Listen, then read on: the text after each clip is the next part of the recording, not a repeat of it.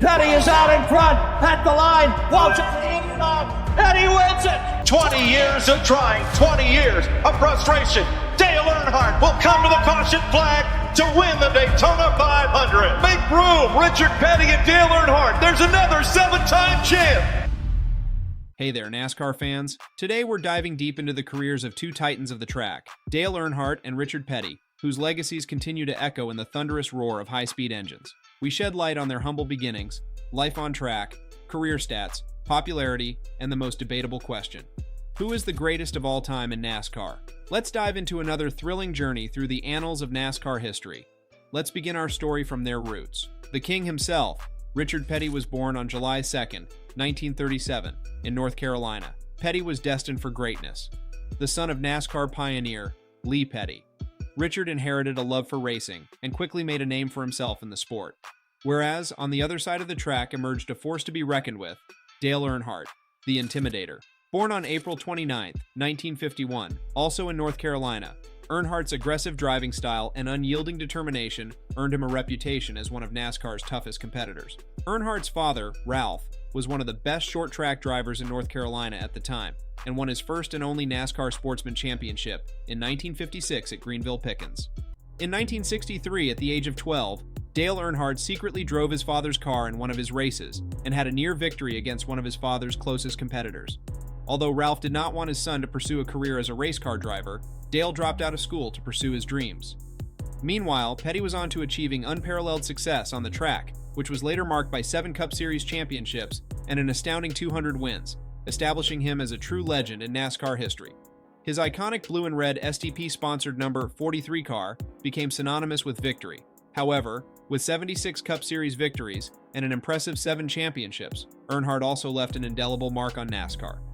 His sleek black number 3 Chevrolet became an emblem of fear and respect on the racetrack. Moving on to their career in the prestigious autocar racing NASCAR. Picture this. It's 1979, Richard Petty secures his 7th Cup title, a record that seemed untouchable. Meanwhile, a rookie named Dale Earnhardt is gearing up for his first full season. The stage is set for a clash of eras, styles, and personalities. Petty, already the king, and Earnhardt, soon to be the Intimidator. During the 60s, tragedy struck with Richard's father, Lee, who was in a terrible crash. After that incident, Richard took charge, which led to his rise in NASCAR. Petty won 5 races from 1960 to 1961, and in 1960, he finished second in the NASCAR Grand National Points race and got his first career win at the Charlotte Fairgrounds Speedway.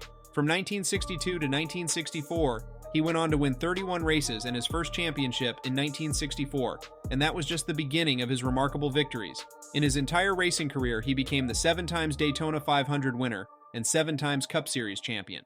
Richard Petty is now pulling out in front. Darrell Waltrip is in second. A.J. Foyt is in third. Here they come. Waltrip trying to slingshot. Petty is out in front. At the line. Waltrip to the inside. Petty wins it. Let's transition to the late 70s as Earnhardt bursts onto the scene. A gritty, unproven rookie, ready to challenge the established order. Earnhardt, with Doug Richard as his crew chief, began the season winning the Busch Clash. With multiple wins in the season, Earnhardt won his first Winston Cup Points championship.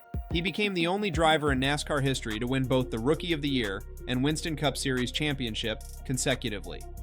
The question will be who will be second. The checkered flag belongs today to the Richard Childress crew. Dale Earnhardt has done it again. The first team to ever win the Talladega 500 2 solid straight times. A brilliant maneuver by Earnhardt in the last moments of the race. Earnhardt's official rookie year was 1979, and his first title came in 1980, 14 years after Petty's 7th. Earnhardt won a total of 76 Winston Cup races over the course of his 26-year career, including the 1998 Daytona 500. Dale Earnhardt. Sachs looks to the inside. Is he going to be able to do it? He now looks to the outside. They cross the line. No, it's Dale Earnhardt winning the Winston 500, and Greg Sachs with a beautiful battle in second position. I'd like to thank the good Lord for a safe race, and Richard Childers and Goodrich crew for a good race car. It's the same car we had at Daytona, and we didn't run over anything this time on the last lap. We made it back. Sachs was still strong, man. He was still strong. We beat him back. I was really tickled. He also earned 7 Winston Cup championships, a record held with Richard Petty and Jimmy Johnson. The Intimidator was on the rise, but could he surpass the King? Enter the statistical arena, where numbers tell a part of the story. Richard Petty earned 200 wins and 555 top fives, while Earnhardt earned only 76 wins and 63.3% top 10 average. The final laps turned into an epic duel, with future Hall of Famer Cale Yarborough passing Petty on the backstretch of the final green flag lap, only for the King to slingshot beneath Yarborough at the exit of Turn 4 for a dramatic race. Here they are, Sam. They will come across the yellow line, just about together, but Petty had the lead. As they come down this time, you are going to see a checkered flag for car number 43. Richard Petty has won the 200th race of his incomparable Grand National Stock Car racing career. The post-race celebration between the two men made headlines across the country, forever capturing a signature moment and a record that will never be challenged. Though Petty's numbers were untouchable, Earnhardt's edge was that he conquered the modern era, facing tougher competition and fewer races per season. As the 70s and 80s rolled on, the paths of Petty and Earnhardt frequently crossed, resulting in some of the most memorable moments in NASCAR history. The two titans engaged in epic battles, pushing each other to the limits.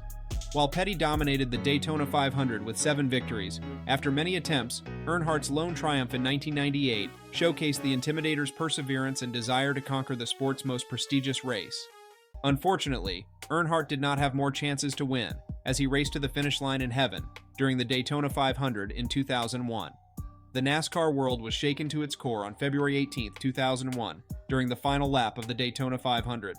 Car down. Oh, big trouble. Oh, big wreck behind them. Beat him back. Come on. I just hope Dale's okay. I guess he's all right, isn't he? You okay? You okay?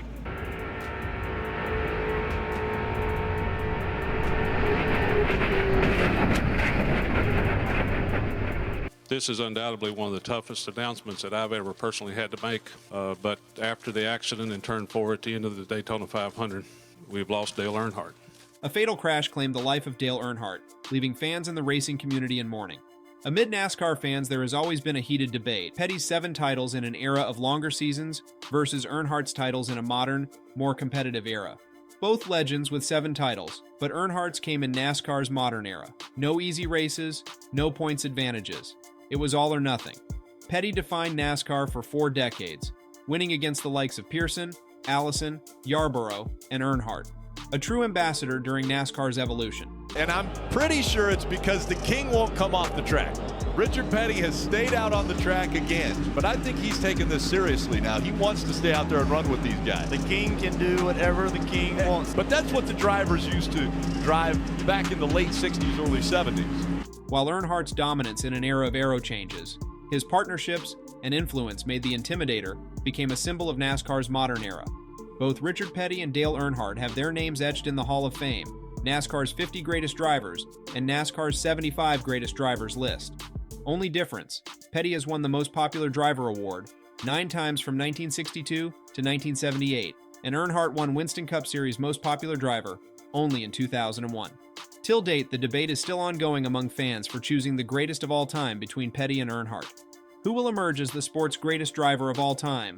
Drop your favorite driver name below. As we wrap up this journey through the storied careers of Richard Petty and Dale Earnhardt, one thing is clear. Both are eternally engraved in NASCAR's history. The King or the Intimidator? The debate continues. Legends of the track, forever remembered, forever celebrated. For more exciting stories, hit that like button, share, subscribe, and keep the conversation going on Lucky Dog on Track.